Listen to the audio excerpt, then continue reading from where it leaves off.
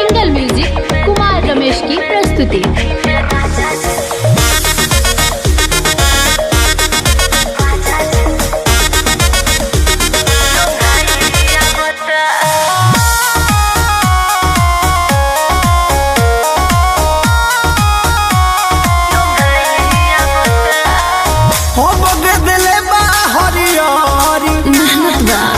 मन कर बोकाल खचौरी सच मन कर बोकाल खचौरी हो बगे दिले बा हरियारी तो का कहा चाहत मन कर बोकाल खचौरी चरबा देखी के धनी हो जा भाई आवता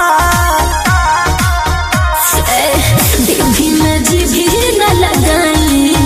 काहे रे ऐसे काहे बोलता रे देवी में जी भी न लगाई। राजा जी ओ घरिया बता लगा ले देवी में जी भी न लगाई। राजा जी ओ घरिया बता होती ना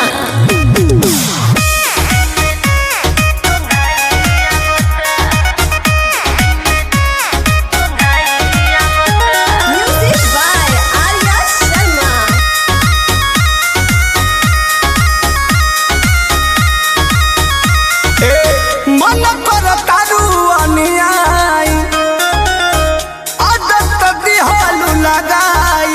अरे तो छूट जाए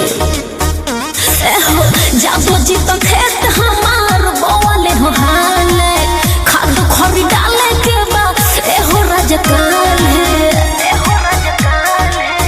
एही से तोहरा मोहाई आवता जी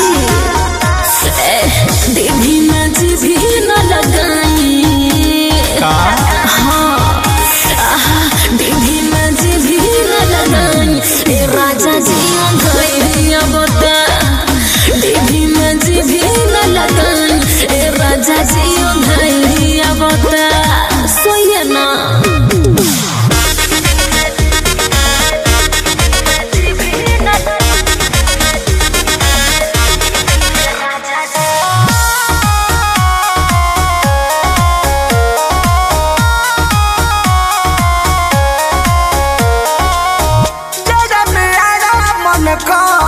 सचो का छुट्टी लेके आई बनी घर तो हम का करे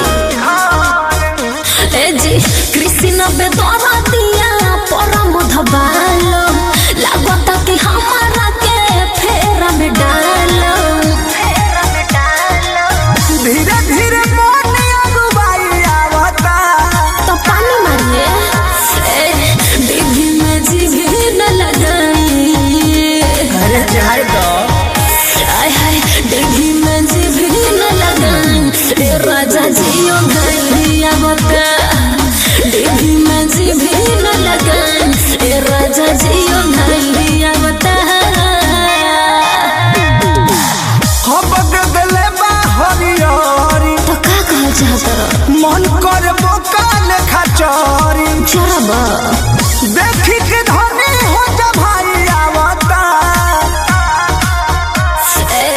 देवी में जी भी न लगाई। काहे रे ऐसे काहे बोलता रे देवी में जी भी न लगाई। राजा जी ओ घरिया बता लगा ले देवी में जी भी न लगाई।